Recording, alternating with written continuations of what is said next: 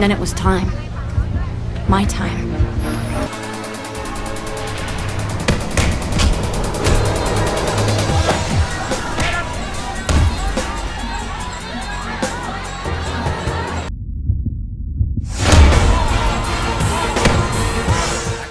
And how do you do that when Kathleen Kennedy is still technically the president of Lucasfilm? It's interesting. I will just say this. Not everyone believes what I've been claiming, reporting from my contacts inside Lucasfilm, that she's been largely, pushed aside and doesn't even come to the office anymore. I mean, you believe that or not. What's interesting is that in Carl Weathers' passing, the press release that came out for Lucasfilm to honor him was written by Jon Favreau, right? Not by Kathleen Kennedy. So this is a major figure of the Star Wars franchise. You would think that Kathleen Kennedy would have something to say about it. She'd be the name signed at the end of the press release. And, Jon Favreau, who people on YouTube keep claiming is this contractor who's not really involved, is the one Lucasfilm puts out with a statement. Maybe he's a little bit more than a contractor there, right? So whatever. Yeah. But still, she's technically the masthead, the president. So to bring a woman that she fired under this claim back is a problem, because it's a political problem, because then the whole industry will ask, Kathleen Kennedy, can't you stop this? Aren't you the president? Why can't you stop this? Aren't you in charge? So this is the problem, right? Because you can't have people saying she's not in charge. It unravels everything, right?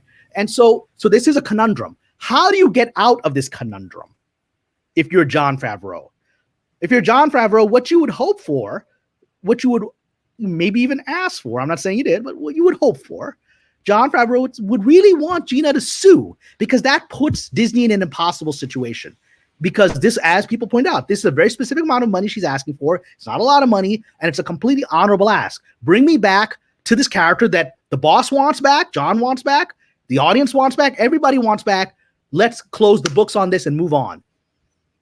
On a practical level, to fight Gina for a $75,000 and give her job back claim is bad PR. It's bad economically. It doesn't make any sense, especially now that you've got this proxy wars happening where all these, angry investors are trying to get people onto the board to see what the hell's going on there, right? It's just a horrible moment for Disney to fight this. The practical thing to do is, all right, fine, we'll settle it out. You can have your job back, right? Then you say to Kathleen Kennedy, I'm sorry, this wasn't personal. We're not disrespecting you.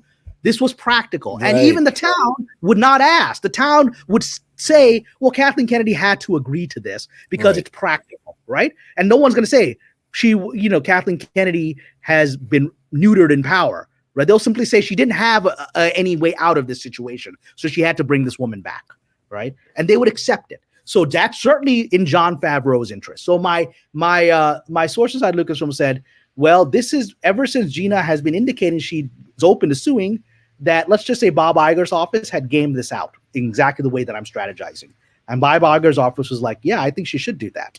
Kind of like Bob Chapek was like, yeah, maybe she should sue us. Maybe Scarlett should sue us. I think that's going to work out well for us, right? I think because it has nothing to do with Scarlett, it has nothing to do with Gina. It has to do with knocking out another problem. Right. So Bob Chapek allowed a lawsuit to come against his company to knock out a troublemaking studio head. Guess what Bob Iger is facing? A troublemaking studio head that he can't control, right? So a lawsuit allows him to quash that, right? So my source said, no, this is an actual active internal conversation plan between high-level people at Disney and Lucasfilm saying, let's let this lawsuit happen. I mean, we'll see how it plays out. They may let it play out for a while. I think the smarter conversation they're having is, okay, let's try to settle this out maybe a month from now, 2 months. It took 2 months to settle out Scarlett Johansson. So maybe it's 2 months till the April 3rd shareholder meeting. So maybe we'll settle out in before April, before that meeting. And also if they're going to do it, if John's wish is going to be fulfilled, they got to settle it out soon, because John has to get, if the movie is going to be in production as it supposedly is by the end of the year, he's got to get the cast locked down in the first quarter. He's got to, right?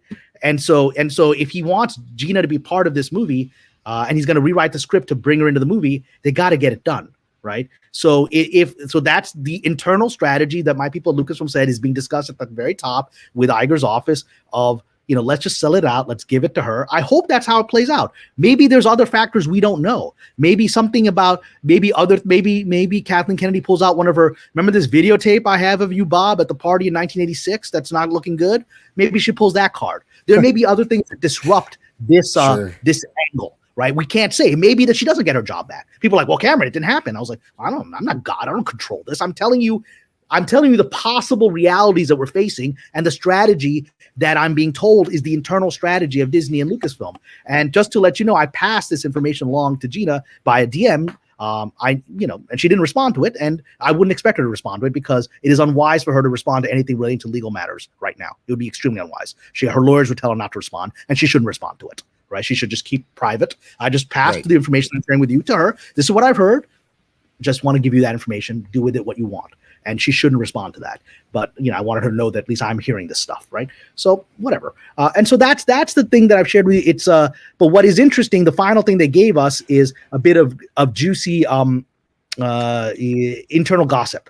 So, and this is what they said, that Jon Favreau was overheard by multiple people in the office, I guess yesterday when this lawsuit was announced, that telling the appropriate people who would take care of it, we need to secure Kathleen Kennedy's email records because they may be needed for discovery in Gina's lawsuit. So we need to make sure we have copies of those, and those are locked down so nobody erases anything, right? Her system doesn't go in and get rid of, it's like that, the minutes missing from the Nixon tape. You don't want that kind of stuff, right? And so apparently, but guess what?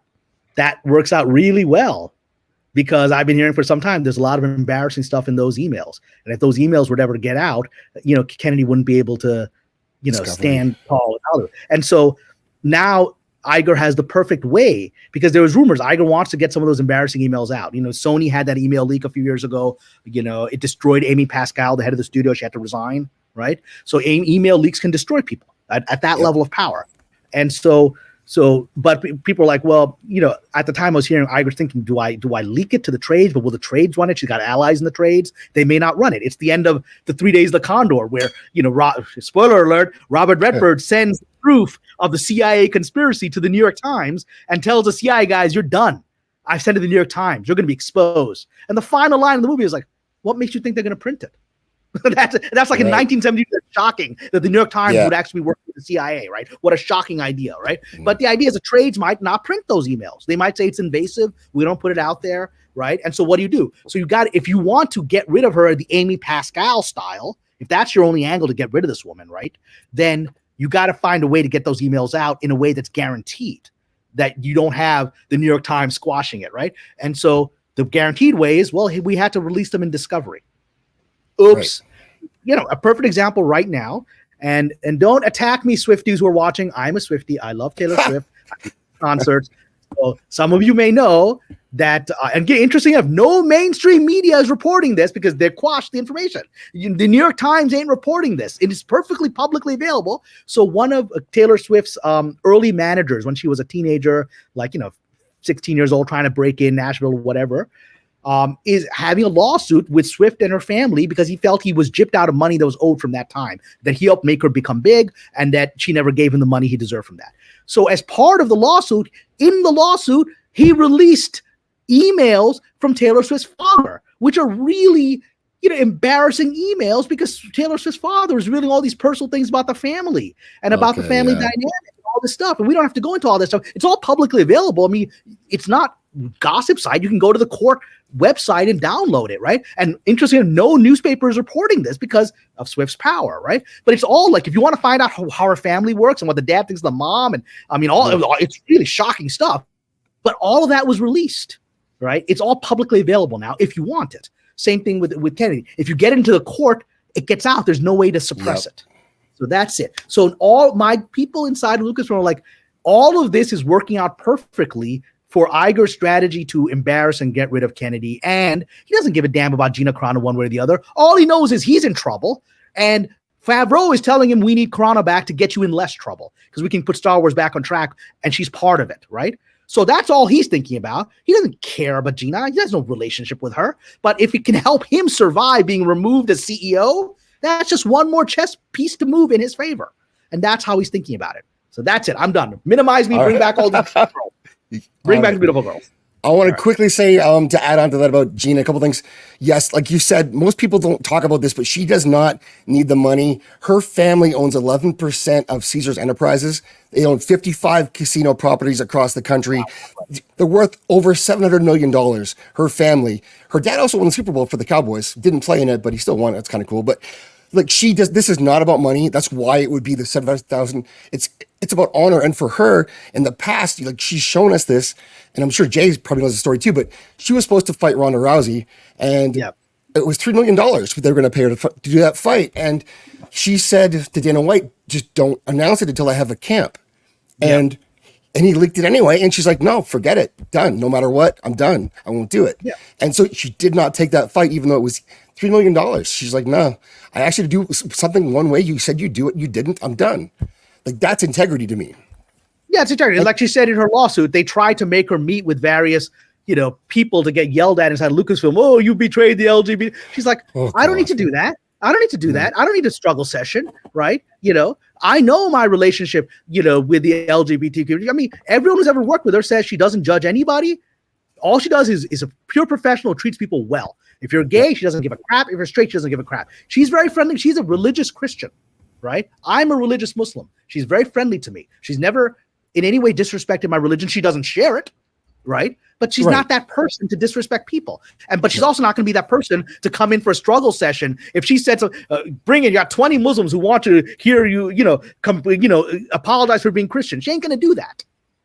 No, you're right. 100%. She's a quality human being. It's hard to believe, but someone who's come up through the way she has, and she chose her road with the fight. She moved to Thailand to train Muay Thai. She slept in the ring. Like, she's done all this stuff on her own that she never had to. She fought Cyborg, which she shouldn't have probably, but nobody else wanted to. She took the fight anyways and ended her career. But she was willing to do those things, even though she was the face of women's MMA at that point. She didn't have to fight Cyborg if she didn't want to. She could have been way bigger than Ronda, but she took the fight. So I almost think she was bigger than Ronda at one point. Like she was the face. Like she was massive. I have a couple questions in regards to the lawsuit. Like, when it comes to the lawsuit, does she have a leg to stand on? Because like she's under contract, right? Did the contract expire? Was she still under contract? What are exactly the laws in California when it comes to like actors in these kind of situations? I'm kind of curious about that. Like, and not to sound like a Debbie Downer, because I hope she pins him to the wall for this. But again, it's not about this. She has enough of a case, I think, to survive a summary judgment, which is what matters, right? I mean, so because again, if I don't believe this is going to go on to discovery, because it can't, I think they have to settle it before, right? But let's say it goes on to full trial where she ends up in court in front of sort of like Amber Heard and Johnny Depp. It went to full trial eventually, right? Where but that was several years in the making. So it takes about 3 years or so for something like this to get in front of the court, right? And so during that, the pivotal thing is there's a couple of years of like discovery where you're going through there's been hundreds of emails you got to go through, lots of people you have an interview, and then you a lot of depositions, and then finally you have your full case file of your argument and you present it to the judge, and the other side's going to go for summary judgment, which is saying this shouldn't even go to a jury because obviously there's nothing here, right? But I think she's got enough to survive that to get to a summary judgment, because there's you can make a Title VII claim, you can all these claims about discrimination based on maybe she's a woman, she's this and that, she's a straight woman, whatever. You can make a claim. All you need to do is survive to get it in front of a jury, which is a several year process. And I think she can do that, right? I don't think this is going to just be dismissed for failure to state a claim that there is no claim. Their claim is discrimination. If you look at the legal documents, you go to the Hollywood Reporter's article, they have a link to the entire legal document. You can read all their legal arguments, right? This is, look, Hollywood has always discriminated against people. I mean, it's always been like that. But it gets away with it with less powerful people, and with more powerful people, it settles it out. So Gina is a more powerful person. That's why the lawsuit itself is unusual, because in reality, you handshake the situation behind closed doors. What happens is your agent calls and says, "Did you discriminate against my client? You don't want me calling my lawyer, do you?" No, we don't want that. What does your client want? To go away and be quiet? Okay, you want $500,000, whatever. Okay, go. We want, and then they go away, and then their record is kept clean, so that Paramount will hire them next time, right? That's how it's done. This is being done. The very fact of this lawsuit, unless Gina gets her job back, I mean, her career is finished in Hollywood, right? And that's why I don't believe she filed this with the belief that her career is going to be finished, right? She's filed this because I believe that she fundamentally believes she has the ace card against all these people, and that they'll fold. There's a lot of people saying, no, she's going to go all the way to trial. There's no reason for her to go to trial. She wants to be back in Star Wars next week. That's her goal, right? That's the victory. She gets that. She's won. She doesn't have to get a public apology from Kathleen Kennedy. Just walking back into the Lucasfilm office with a script in her hand, she's humiliated all of her adversaries. It's over. Oh, Gina. Interesting.